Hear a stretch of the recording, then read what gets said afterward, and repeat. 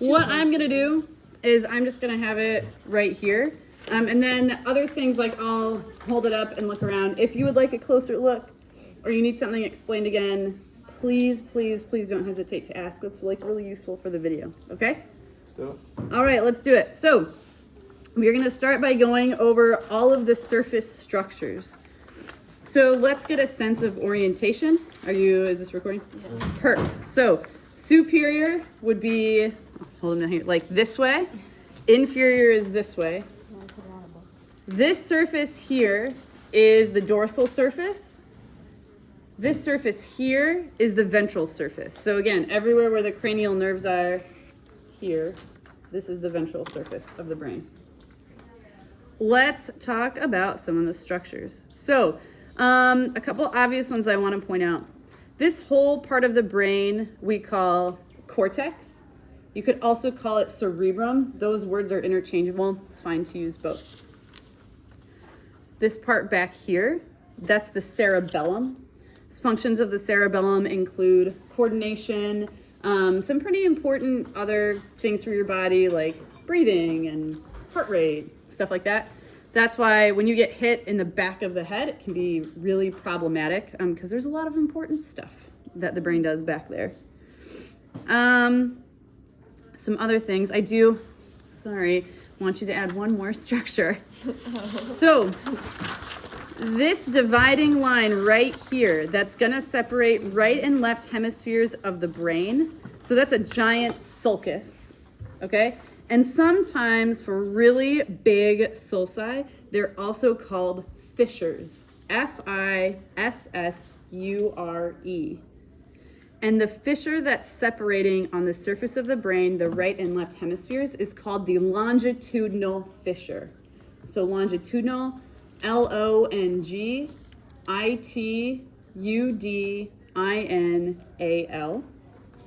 longitudinal fissure. Okay, so here it is on the video. And then to hold it up, longitudinal fissure is this one, this long one, like right here. It just divides it. Yeah, yep, because if I cut it right here, it'd just be like the right and left sides of the brain. Okay? Are you okay? You can leave if you need to, it's okay. Oh, no, I don't care. Okay. I was just looking at my paper, Oh, okay. debating on how I'm supposed to memorize all of this. Yeah. So let's now talk about how to identify the lobes. So when we're identifying lobes, what we're looking for, our landmark is going to be the central sulcus. So remember, that is the sulcus that separates the frontal lobe, so those are the lobes up here, from the parietal lobe, which is going to be back here. Some of the brains had a really, really nice central sulcus when I looked at them. When I'm asking you on the test about a structure that's like a real toughie, I try to find the best example possible. So I try to find an example where you're looking at it, you're like, okay, I really think it could only be that thing. I won't give you an example that's like, oh, it could be this, it could be something else. I try to be really clear about it. So what I will say, this brain does not have what I would consider to be like a great central sulcus, but I can still find it. I wouldn't give you this brain as an example. I would give you one with a much better central sulcus. But the central sulcus, what you're looking for is a sulcus that's going all the way to the midline of the brain. So that's important. You're also looking for a sulcus that if you drew a straight line right across the midline here, right across the longitudinal fissure, that sulcus would likely continue on the other side. That's what you're looking for. So in this brain, I'll kind of get up close to the camera. Okay, right here is where the central sulcus is. So if I hold the brain up, it's going to be this one right here. So if I draw a line across, it's relatively the same on both sides. So it's going to be right here. So this one here on this side. So that is how I would identify the central sulcus. There are some I saw, again, that are like super good. So if that's what, that was a very Michigan that. If that's where the central sulcus is, then I know that in front of that is the frontal lobe. Posterior to that is the parietal lobe. So this next thing I'll tell you, you will need to know for the test. It will be on there. The gyrus that is directly anterior to the central sulcus is the motor cortex, the primary motor cortex. It is also called the precentral gyrus because it's the gyrus that is directly in front of the central sulcus. Its function is for motor output. You should absolutely know the function of that gyrus. So you find the central sulcus, the gyrus right in front of it. You can call it motor cortex, you can call it precentral gyrus, whatever you want. They mean the same thing. The gyrus right behind it is the sensory cortex, or the postcentral gyrus, and its function is for interpreting sensory input. You will need to know that. What's its function? Interpreting sensory input. What's the motor cortex function again? Yeah. Organizing motor output. So remember, motor is always an output, sensory is always an input. Okay. So we've got frontal, parietal for the lobe. Temporal lobe, so on the sheep brain, if you see this bump that's kind of coming out of the bottom of the brain, so this bump right here, I'll hold it up and then I'll show it to the camera. This bump right here, so that would be this right here. That is indicative of the temporal lobe. So we've got frontal, parietal just behind it, temporal, and then in the very back, so if I kind of separate the cerebellum from the rest of the cortex, this very back part of the brain, that's occipital lobe. Okay? So this part right here is occipital lobe. Okay, let's talk about functions. Occipital lobe function is all about vision. You should know that. Frontal lobe function is all about like decision making and judgment. We call those executive functions. Frontal lobe. Temporal lobe and parietal lobe are mostly for sensory processing. Wait, which one of those again? Temporal lobe and parietal lobe are mostly for sensory processing. Frontal lobe is for executive function. Occipital lobe is for vision. And obviously there's nuances, but very broadly, those are like the main functions of the lobes. Okay. Is there anything else I want to add before we move on? I got that. All right, we're good. Okay, we're gonna move over to the ventral side of the brain. So, lots of good stuff here. First things first. So in terms of cranial nerves, you will be expected to know cranial nerve number 1. That's the olfactory nerve. And that on this brain is right here. So I'm lifting the bulb of the olfactory nerve kind of off the brain. And it's this really long structure here. So holding it up for everyone to see, I've now put the blunt probe under the olfactory bulb. And so that's what it looks like here. And again, I'm going to try and use really obvious examples of olfactory bulbs. Okay? That's cranial nerve 1. I like the example because you can find how you see the nerve that falls under it. Yes, exactly. That's why I actually chose this brain to do today. It's cranial nerve 1. Cranial nerve 2 is the optic nerve. So that is right here. So a couple points about the optic nerve. So I'm pointing to this cranial nerve that's right here, which you all should have found in your dissections. So the way that the optic nerve works is it actually makes like an X shape. And so imagine that on this optic nerve, it's going to continue going. So there's going to be a branch that comes out this way and a branch that comes out this way. And the branches that are extending out are what connect to the back of the eyeball. But we don't have those here. Those got cut out when the brain was removed. The point at which the optic nerve crosses, so like the middle point of the X, has its own special term. That's called the optic chiasm. Chiasm is C-H-I-A-S-M. You should know that it's like a special part of the optic nerve. So in this brain, the optic chiasm is right here in the middle. So the point where the X would cross. That is cranial nerve number 2. Ooh, this one's got a number 5. The next one down, cranial nerve number 3, that's the oculomotor nerve. It's completely dedicated to movement of eye muscles. And that is this one here. So this has really nice oculomotor nerves that are present on both sides. So in the video, it has a right and a left, that's here. And then showing everyone, so I put the probe right now under that oculomotor nerve for you to see. Again, I will only ask for really obvious ones. So that's cranial nerve number 3. I'm gonna skip 5 because I'm not gonna ask about it and we have a lot to learn already. I figure everyone's okay with that. Right. Great. What else do I want?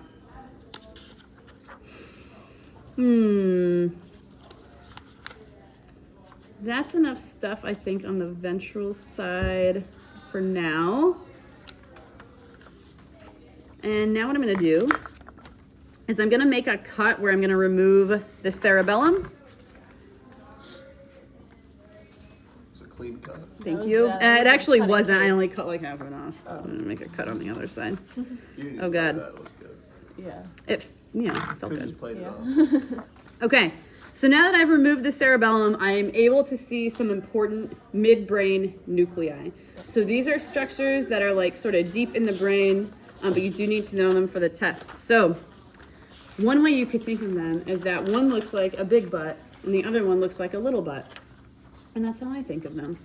So there's 2 structures right here that are paired. That's the superior colliculus right there.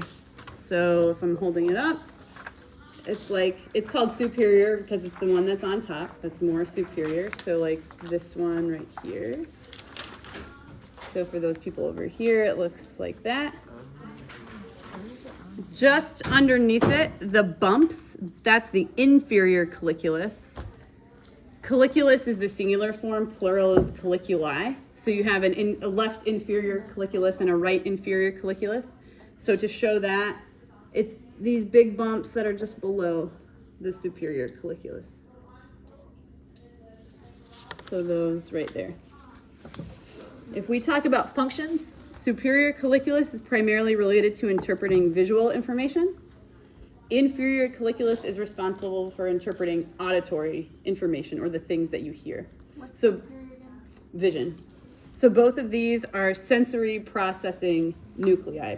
So basically, auditory and visual information would first have to pass through these areas of the brain before it got up to the different parts of the cortex. What else do I want to say about there? Nothing, I think. Okay. Let's do our mid-sagittal cut. Let's do it. Let's do it. Like butter. I'm trying to make light of the situation. It's okay. It's awkward. It's fine. That was a really good cut. Don't want to brag. Oh, so much good stuff in here, you guys. Okay. So much. Okay, this is the really exciting stuff. So again, if I am looking at a view like this, that is a sagittal view. Okay, because I made a sagittal cut, so I cut right down the longitudinal fissure. So the cut I actually made is a mid-sagittal cut. And that has separated the brain into right and left hemispheres. Okay, so much good stuff in here. So one way I orient myself is I use what's most obvious. The most obvious thing for me is the corpus callosum. The corpus callosum, you'll see here, is an example of white matter. And so it looks white in appearance, again, because it has myelinated axons, which myelin is that fatty substance we were talking about. So corpus callosum is right here. Its function is to connect the right and left hemispheres of the brain. That is a need-to-know function. So corpus callosum connects right and left hemispheres of the brain, and that is right here.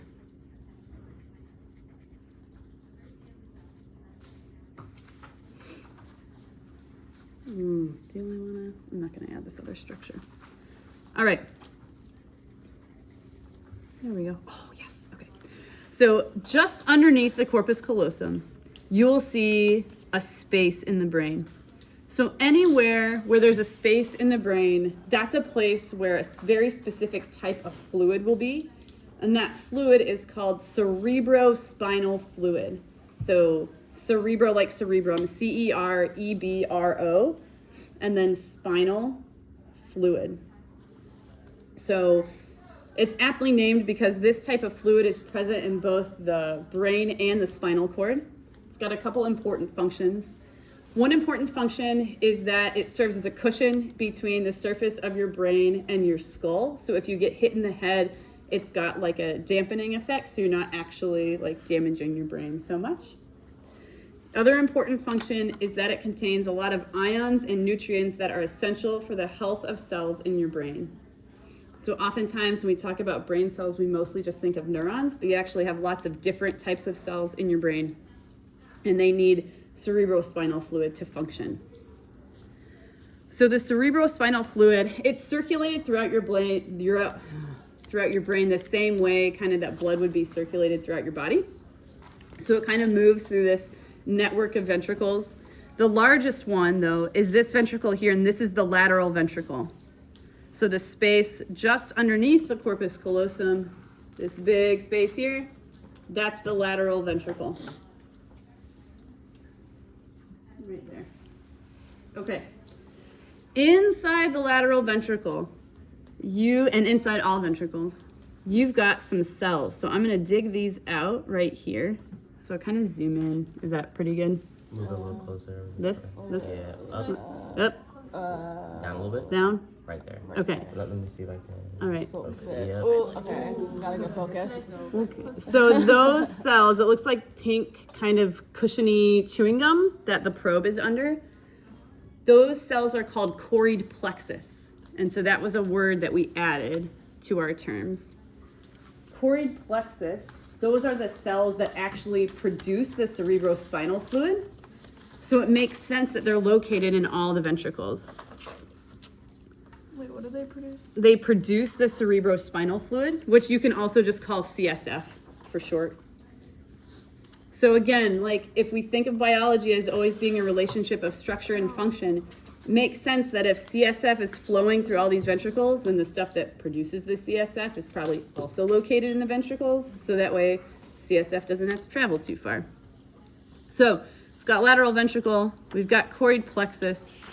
We'll notice in this mid-sagittal view, there's kind of a big sort of lump or bump in the brain there. That's the thalamus. So thalamus is here, this structure here, this circle. The function of the thalamus is it's like a sensory relay station. So all sensory information that comes from your surrounding environment has to pass through the thalamus before it can go to other parts of the brain.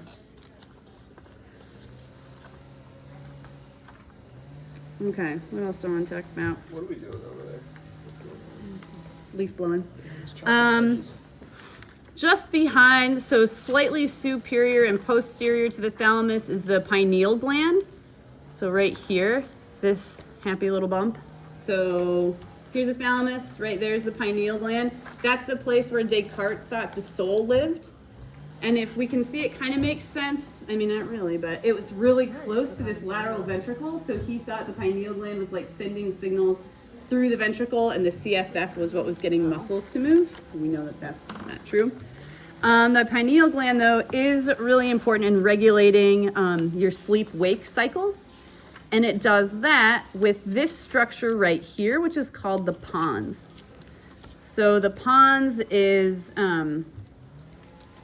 it's kind of like a brainstem nucleus, and it primarily regulates circadian rhythms and sleep-wake cycles, and it's just this bump here Would you say that's a good coming one? off the brainstem.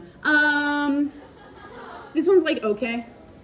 I would try, if I'm asking specifically about What is pons, this I would one try to like? pick one with a more noticeable bump. Sleep. And what does it do again? It regulates sleep-wake cycles. With the pineal gland? Yeah, with the pineal gland. So that's the pons right there. It's this nucleus right here.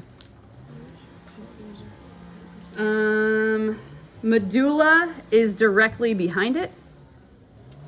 And then directly behind that is just brainstem. It's like right here. All right, what else we got up there? Oh, that's all That's other behind stuff. the ponds, right? Ooh. Okay, this one. Maybe I'll see if I cut in another section. We'll see. Okay. I think in terms of mid-sagittal stuff, those are the biggies. So now we're gonna make our coronal cuts. All right.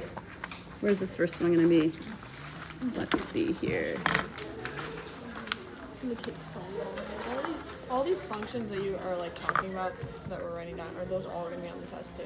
Some will. So like frontal lobe, occipital lobe functions, yes. Okay. When I talk about the hippocampus, that function, yes.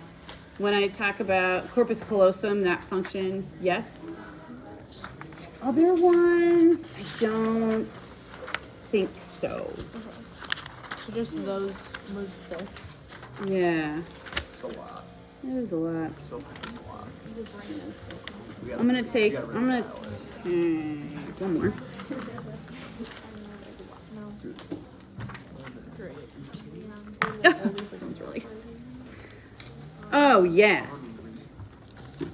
Oh my god, this one's like really good. This is like a test one. Okay.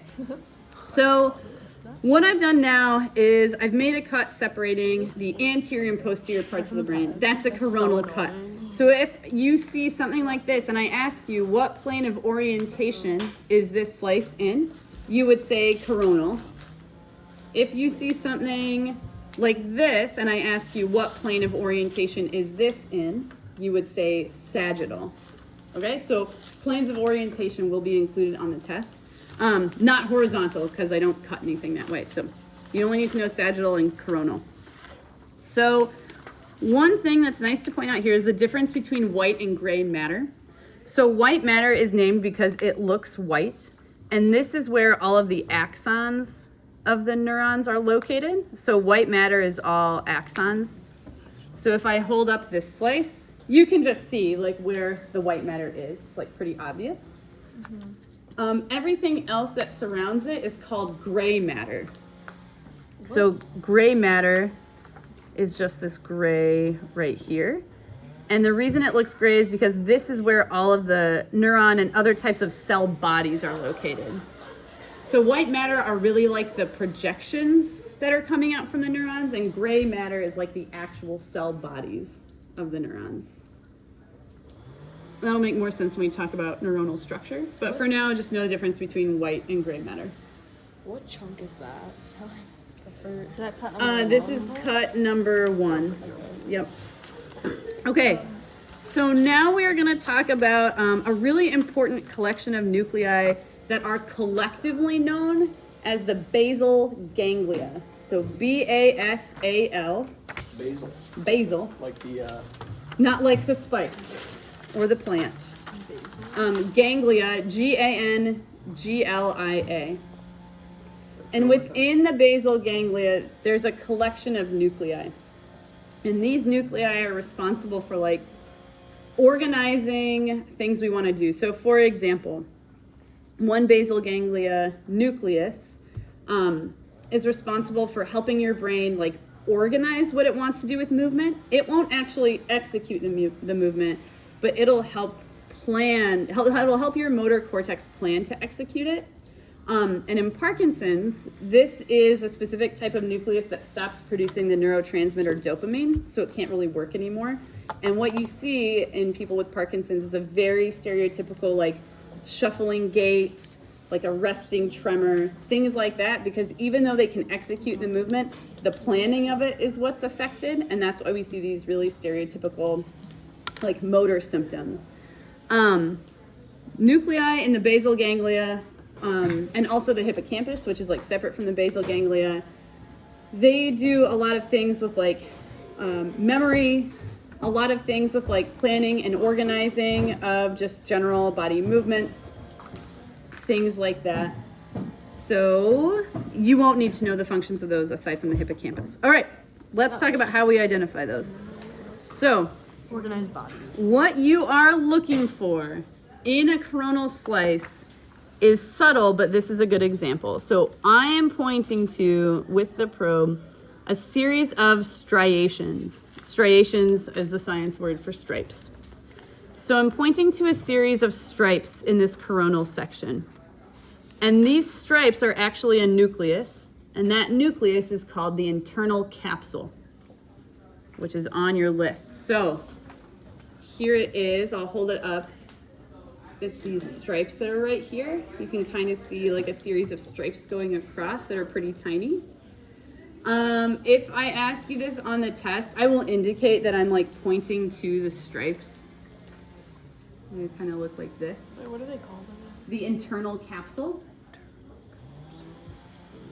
So those stripes. We wrote And is that inside It's the like the first thalamus? It's not inside the thalamus. And that's a super good question, Manny, because the thalamus is actually like pretty close to it. So if I turn it sagittally, thalamus is here, right? So I haven't made a cut through the thalamus yet. Okay. So this is right before the thalamus. Yeah, this is anterior to the thalamus. So if you find internal capsule, you can find some other structures.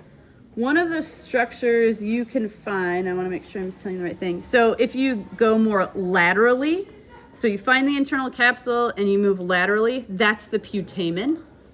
So internal capsule is here. Putamen is just lateral to it. Anterior to the internal capsule is the caudate nucleus. So internal capsule is here.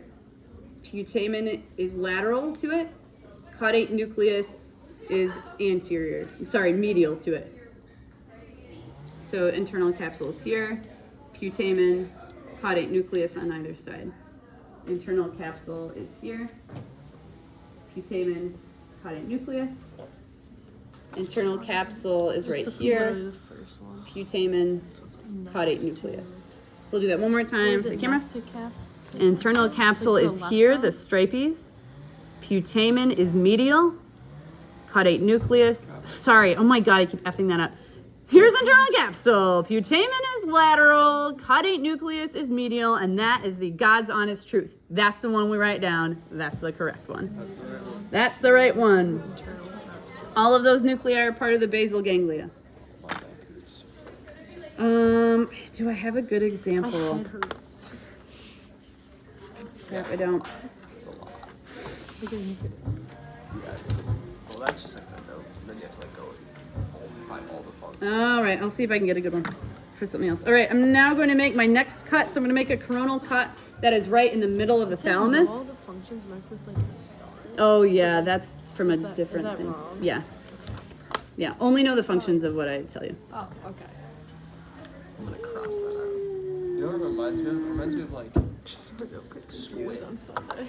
of a squid.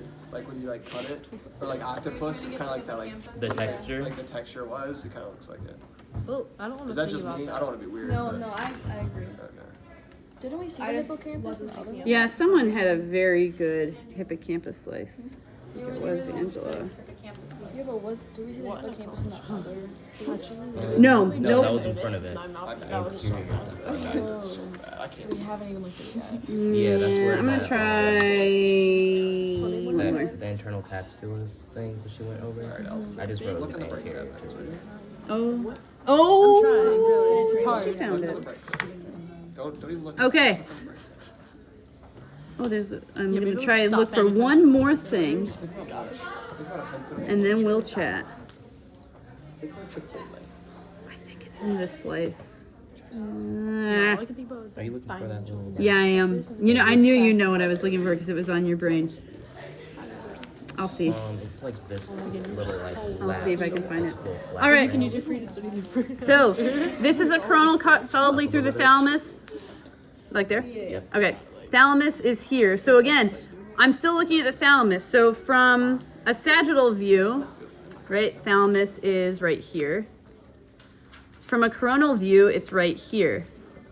So you should be comfortable identifying things in multiple views. So this now is the thalamus, this quite large nucleus here, which is again part of a sensory relay station. So this big sort of ball in the middle. Hippocampus now is surrounding that. So is this, are we good? Hippocampus surrounds thalamus. In some slices, not in all. So hippocampus, what you're looking for is a really stereotypical head, body, and tail here.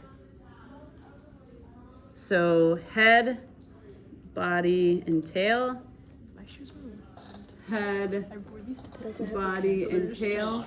What's that? That's the hippocampus. Yeah. Mine gets so clean after I wash it. Head, body, and tail right there. So it sits in your head, remember, like this. And actually now we can see all of that shape.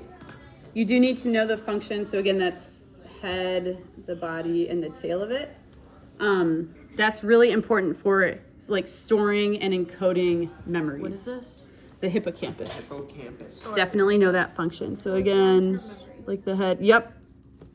And did you say earlier body and organized tail. body movements too? No, it doesn't do that. It's a different nucleus. That's a nucleus called the substantia nigra. No, I don't even think. Yeah, we Yeah, can't. cross that. I mean, as many terms as possible. yeah, I can't even see it. Oh yeah, I just As many terms as Some possible. good internal capsule. storing long-term. All right. One last thing, and I'm trying to find it, but I may have cut it off. Oh no, I thought it was a good cut. I mean, it was a good cut, but it wasn't a great cut for the thing I wanted to show. And now I have to go back and see if I can find an example. But You it's can grab ours. If you're looking for it. can actually. Would you mind? Would you mind grabbing yours? It's the last thing we'll look at, and then you'll be free to like look at your brains. Let me just double check it's not on any of these slices. So in Manny's group, he had a really interesting structure on there, simply by way of how he cut the brain. And so I will direct your attention to this. Yeah, that'd be great. Here where it says like the first slice through the anterior portion of the corpus callosum. So I'm going to point out a structure on here, and then I'll point it out on the brain. And that structure is the septum pellucidum. And it's a very thin membrane, and it runs right through the corpus callosum. So remember how we said the corpus callosum connects the right and left hemispheres of the brain? The septum pellucidum is a thin membrane that kind of is in between the right and left hemispheres of the brain. You said it runs So- through the corpus callosum. Yeah, it's this. Can we see this, Marley? It's this little thing right here. That's septum. Septum pellucidum. So in the image, it's this little thing right here, and it's just a thin membrane. What is it called?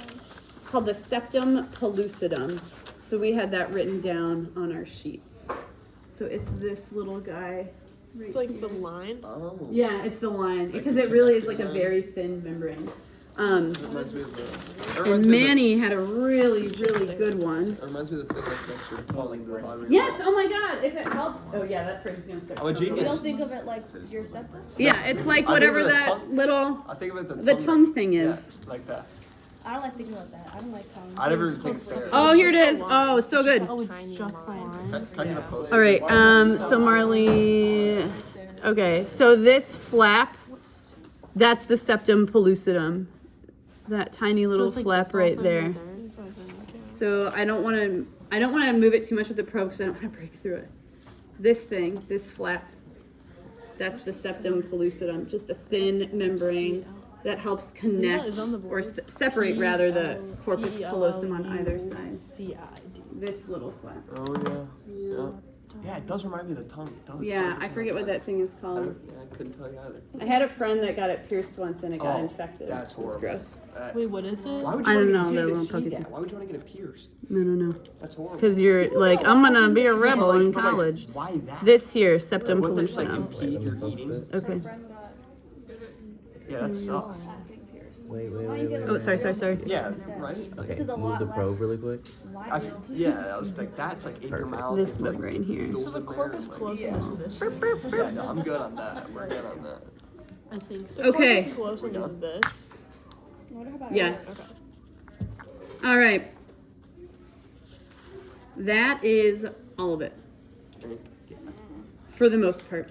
Oh god. You've got, what, 15 minutes? I would take those 15 minutes.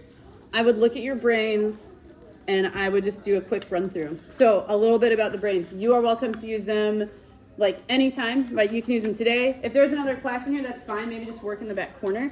They are available to you tomorrow, and they will be available to you Monday all the way up until lunch. So at lunchtime, I'm going to be in here setting everything up. So during lunchtime, this room is going to be like solidly off limits to you. And when you come into class after lunch, I'd like you to wait in the hallway. So don't want you to come into class until I like let you into class. Okay? Yeah, it's like a real thing. So at lunch, these brains are going to be off limits to you on Monday. Let me set a reminder. Okay? Talk about like what the format of the test is again. I would be happy to. So there will be, I think, like 20 different stations. There will be taped note cards that are going to be taped to these lab benches. And at each note card, there's going to be a tray that looks like this, or maybe like a brain model or something like that, or maybe even an image. If it's a structure like this, there will be pins sticking in it, and those pins will be numbered. And the numbers on the pins correspond with the questions on the card. So it might be like station 1, pin 1, identify this structure. Pin 2, identify the function of this And then we structure. have like a 1, 2, 3, 4, 5, and we just write the answers. Yeah, and so No you'll word start bank. with a minute at each station, and then or maybe like 45 seconds. A minute's kind of a long time. And then everyone will rotate.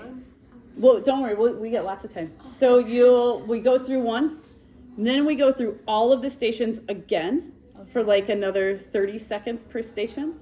Then at the end, you've got 5 minutes to go to any station that you want. As long as there's not another person right there, you're welcome to go back as many times as you want to each station. And that's the format of the test. If you are someone who has like accommodations for test taking and you'd like to use them, please let me know and we can talk about what that looks like for this format of tests.